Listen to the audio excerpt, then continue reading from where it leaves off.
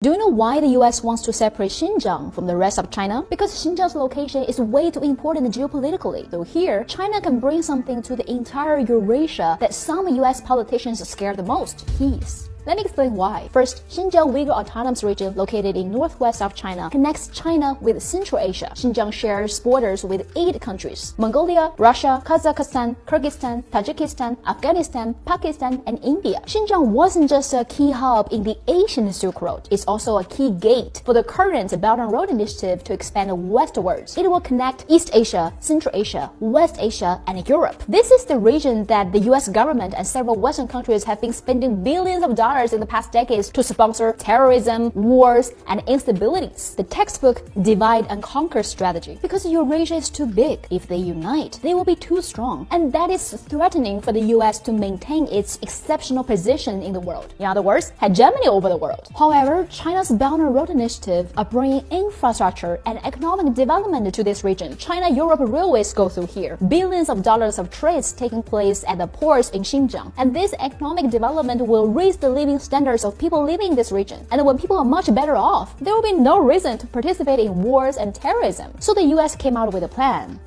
How about we support separatism and divide Xinjiang from China? In the 1990s, this political analyst named Graham E. Fuller, who served both in the National Intelligence Council and CIA, wrote a report called The Xinjiang Problem. In this report, he was teaching his fellow politicians and scholars how to play the Uyghur card and stoke separatism among Uyghurs to destabilize and contain China. If you don't believe my words, how about listening to the words of retired US Army Colonel Lauren B. Wilkerson himself? He used to serve as the Chief of Staff to the U.S. Secretary of State Colin Powell. The one I spent 31 years in, the military.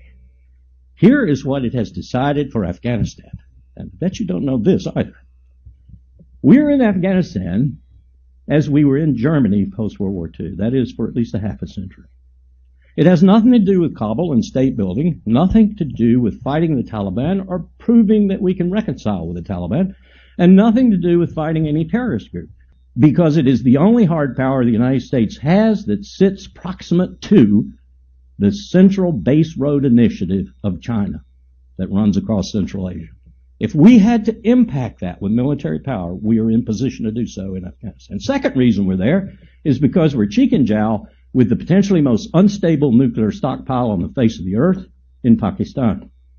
We want to be able to leap on that stockpile and stabilize it if necessary. And the third reason we're there is because there are 20 million Uyghurs, and if the CIA has to mount an operation using those Uyghurs, as Erdogan has done in Turkey against Assad, there are 20,000 of them in Idlib in Syria right now, for example. That's why the Chinese might be deploying military forces to Syria in the very near future to take care of those Uyghurs that Erdogan invited in.